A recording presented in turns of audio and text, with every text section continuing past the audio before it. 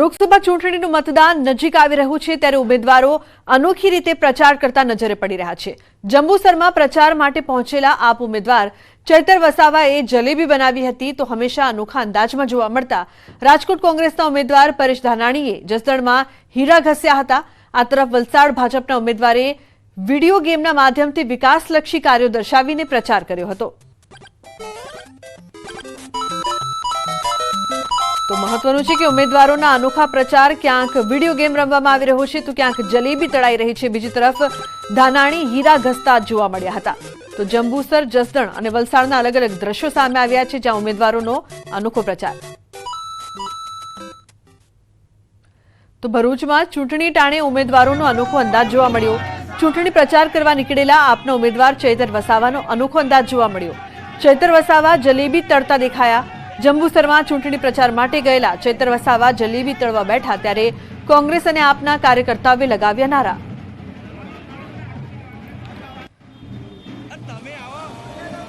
તો પ્રચાર દરમિયાન નેતાઓ અલગ અલગ અંદાજમાં જોવા મળી રહ્યા છે। ખાસ કરીને રાજકોટમાં કોંગ્રેસના ઉમેદવાર પરેશ ધાનાણી હંમેશા કંઈક નવું કરતા હોય છે। આ વખતે પણ પરેશ ધાનાણી આગવી રીતે પ્રચાર કરતા દેખાયા। જસદણ પહોંચેલા ધાનાણીએ રત્ન કલાકારો સાથે વાતચીત કરી। જસદણની હીરા બજારમાં પ્રચાર માટે પહોંચેલા પરેશ ધાનાણી હીરા ઘસવા બેસી ગયા। ધાનાણી હીરા ઘસતા હોય એવો વિડીયો વાયરલ થયો છે।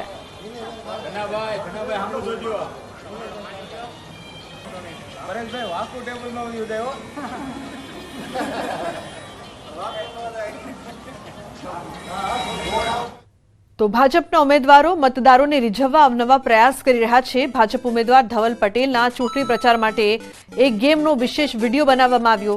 આ વિડીયો ગેમમાં કેરેક્ટરની જગ્યાએ ધવલ પટેલના ચહેરાવાળું કેરેક્ટર દર્શાવવામાં આવ્યું છે।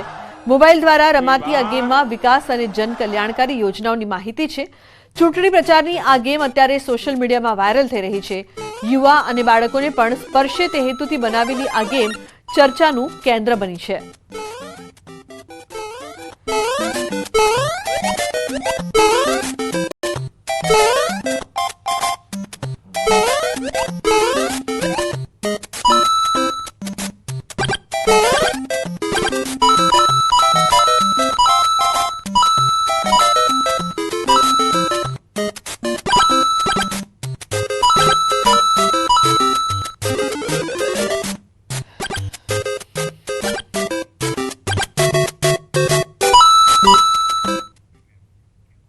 अन्य समाचार अमरेलीथी प्रताप दुधातनी निलेश कुंभाणीने खुल्ली चीमकी। निलेश कुंभाणीने गणाव्या गद्दार। निलेश कुंभाणीने छेल्ला श्वास सुधी नहीं छोडू। हवे सूरतमां कां तो प्रताप दुधात रहेशे कां तो ए रहेशे। कुंभाणी अने तेना टेकेदारोने ज्यां छुपाववुं होय ते छुपाई जाय।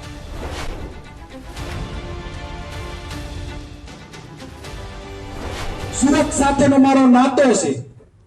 हूँ तमने आ मीडिया सामे खातरी आपूं के जीवनमां मैं आ खातरी कोईने नथी आपी। कांग्रेस पार्टीना नेताओं साथे पण मैं बात करी छे। कांग्रेस पार्टीना आगेवानो साथे दिल्ली सुधी मैं कीधुं छे प्रताप दुधात शमशाने जाए त्यां सुधी ई सूरतना हळबंकाए जे आपणे गद्दारी करी एनी राख थई जाय तेने शमशाનમાં કેઈ હું એને મૂકવાનો નથી। પોતે લડાઈ લડવાનો આ એટલે કહું છું કે એને પીઠમાં ખંજર પ્રજાને માર્યું। कांग्रेस पार्टीने नुकसान कर्યું છે સાથે સાથે પ્રજાને માર્યું। આ મીડિયા મારફત ઈ ત્રણ ટેકેદારો आ मीडिया मार्फत ई कांग्रेस नो उम्मीदवार तमारे जा कोठी में भाजपनी आत्मा हमताओ ने हमताई जाजो। 7 तारीख पछी मारी लड़ाई चालू थाय।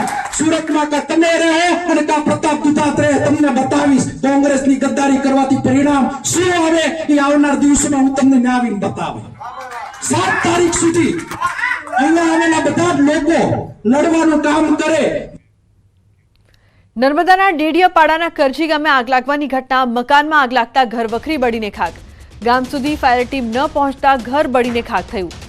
तो अचानक आग कई रीते लागी ते अंगे जानकारी सामे नथी आवी। मकानमा आग लागता घर वखरी बळीने खाक थई गयुं। तो गाम सुधी फायर टीम न पहोंचता घर बळीने खाक थयुं छे। डेडियापाड़ाना करजी गामे आग लागवानी आ घटना सामे आवी छे। महत्वनुं छे के फायरनी टीम त्यां पहोंची न हती जेना कारणे समग्र घर बळीने खाक थई गयुं हतुं। तो दृश्यों में जोई शकाय छे कई रीते आग लागी अने घरना ज लोको आग बुझावવાનો प्रयास पण करी रह्या हता परंतु फायर टीम त्यां पहोंची न हती जेना कारणे समग्र घर बळीने खाक थई गयुं हतुं। તો ઘર અને આસપાસના લોકો અહીં પાણીનો મારો ચલાવતા જોવા મળી રહ્યા છે. દીપક જોડાય છે ફોન લાઈન પર. દીપક, શું વધુ માહિતી છે? ફાયરની ટીમ પણ ન પહોંચી, સમગ્ર ઘર બળીને ખાખ થઈ ગયું. ડેડિયાપાડા તાલુકાના જે કણજી ગામ છે, આ કણજી ગામ ડુંગર વિસ્તારમાં આવેલું છે ને આ ડુંગર વિસ્તારમાં જે મકાનો છોટા છવાયા હોય છે, જ્યાં અચાનક આજે એક મકાનમાં આગ લાગી હતી ને આગ લાગતા જે આગ એટલી વિકરાળ સ્વરૂપ ધારણ કરી હતી કે જે મકાન જે છે એ કાચું હતું, જેને કારણે બળીને ખાખ થઈ ચૂક્યું છે. વાત ખાસ એ કરી કે જે ડુંગરાળ વિસ્તારોમાં જે મકાનો આવેલા છે, આ મકાનો ડુંગર વિસ્તારમાં હોવાને કારણે જ્યાં ફાયર ફાઈટરો પણ જઈ શકતા નથી. હજુ અનુપ નર્મદા જિલ્લાના એવા કેટલાક ગામો છે કે જ્યાં ડુંગરાળ વિસ્તારમાં આવેલા ત્યાં કનેક્ટિવિટી પણ નથી, એટલે ફાયર ફાઈટરોને પણ જાણ ના કરી શકાય. એટલે જ્યાં કણજી ગામ છે, કણજી ગામમાં મકાનમાં આગ લાગતા બળીને ખાખ થઈ જતા જે ઘર વખરી પણ બળી ચૂકી છે, એટલે ઘર વિખર થઈ ગયું છે. એટલે કહી શકાય કે જે ગામ લોકો જે છે એ પાણીનો મારો ચલાવતા હતા, પરંતુ જે પાણી પણ ત્યાં ઘણા ઓછા માત્રામાં મળતા આગમાં જે મકાન છે બળીને ખાખ થઈ ચૂકી છે. જી બિલકુલ દીપક, આભાર સમગ્ર માહિતી બદલ. સાબરકાંઠા લોકસભા બેઠકમાં સમાવિષ્ટ હિંમતનગર વિધાનસભા બેઠક પર ભારતીય જનતા પાર્ટી દ્વારા ચૂંટણી કાર્યાલયનો શુભારંભ કરવામાં આવ્યો. રાજ્ય સરકારના મંત્રી બળવંતસિંહ રાજપૂત દ્વારા કાર્યાલયને ખુલ્લું મૂકવામાં આવ્યું. આ કાર્યક્રમમાં રાજ્ય સરકારના મંત્રી બળવંતસિંહ રાજપૂત, હિંમતનગર ધારાસભ્ય વીડી ઝાલા, સાબરકાંઠા જિલ્લા ભાજપના હોદ્દેદારો સહિત હિંમતનગર વિધાનસભા મતક્ષેત્રના ભારતીય જનતા પાર્ટીના કાર્યકર્તાઓ મોટી સંખ્યામાં ઉપસ્થિત રહ્યા હતા. આ કાર્યક્રમ દરમિયાન રાજપૂત દ્વારા સાબરકાંઠા બેઠકને 5 લાખ કરતા વધુ મતોથી જીતાડવા કાર્યકરોને આહવાન આપવામાં આવ્યું. તદુપરાંત કેન્દ્ર સરકાર દ્વારા કરવામાં આવેલ કામગીરીઓ બાબતે કાર્યકર્તાઓને માહિતગાર પણ કરાયા. ત્યારે 5 લાખથી વધારે બેન અહીંથી જીતી અને સાબરકાંઠાની સીટ એ અમારી 400ની પાર ઉપરની જે સીટનું જે લક્ષ્ય છે એની અંદર ચોક્કસપણે અમે મોકલવાના છે. તો સાબરકાંઠાની હિંમતનગરની સર્વોદય હોટેલ ખાતે હર્ષ સંઘવીની આગેવાનીમાં ખાનગી બેઠક યોજાઈ. આ બેઠકમાં સંગઠન અને રાજપૂત સમાજના અગ્રણી હાજર રહ્યા. પહેલા તો સંગઠન બંને જિલ્લામાં ચાલુ અને પૂર્વ ધારાસભ્યો, બંને જિલ્લાના જિલ્લા પ્રમુખ, સાંસદ અને લોકસભાના ઉમેદવાર સાથે બેઠક કરી, તો ક્ષત્રિય સમાજના આગેવાનો સાથે પણ બેઠક કરી. સીધી ચર્ચા કરી હતી. બેઠક બાદ રમણલાલ વોરાએ કોંગ્રેસ પર આરોપ લગાવ્યો કે ક્ષત્રિયોના નામે કોંગ્રેસ આંદોલનો કરે છે. તો આ તરફ બાયડના ધારાસભ્ય ધવલસિંહ ઝાલાએ કહ્યું કે ડેમેજ કંટ્રોલ જેવું કંઈ નથી. આવનાર સમયમાં વિવિધ કાર્યક્રમો અને બેઠકના આયોજન માટે પણ બેઠક યોજાઈ હતી. જો કે તેમણે આડકતરી રીતે ક્ષત્રિયોમાં નારાજગી હોવાની વાતનો સ્વીકાર કર્યો.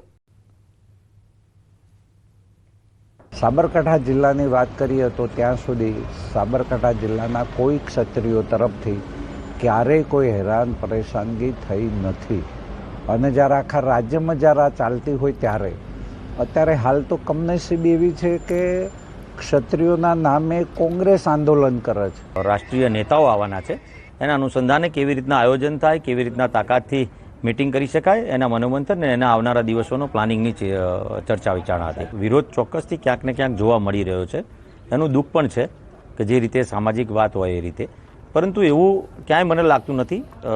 સાબરકાંઠા હોય કે ગુજરાતની 26માં એક સીટ તો બિનહરીફ થઈ છે અને 25 સીટો ચોક્કસથી ભારતીય જનતા પાર્ટી જીતવાની છે. તો પોરબંદરમાં CR પાટીલે યોજી બેઠક. લોકસભા બેઠકના આગેવાનો સાથે બેઠક. લોકસભા ચૂંટણીને લઈને બેઠકમાં ચર્ચા કરવામાં આવી. તો તમામ મહત્વપૂર્ણ મુદ્દાઓ પર આ બેઠકમાં ચર્ચા કરવામાં આવી. CR પાટીલ દ્વારા બેઠકનું આયોજન કરવામાં આવ્યું. તો લોકસભા બેઠકના તમામ આગેવાનો સાથે આ મહત્વપૂર્ણ બેઠક કરવામાં આવી છે, જેમાં મહત્વપૂર્ણ મુદ્દાઓ પર ચર્ચા પણ કરવામાં આવી છે.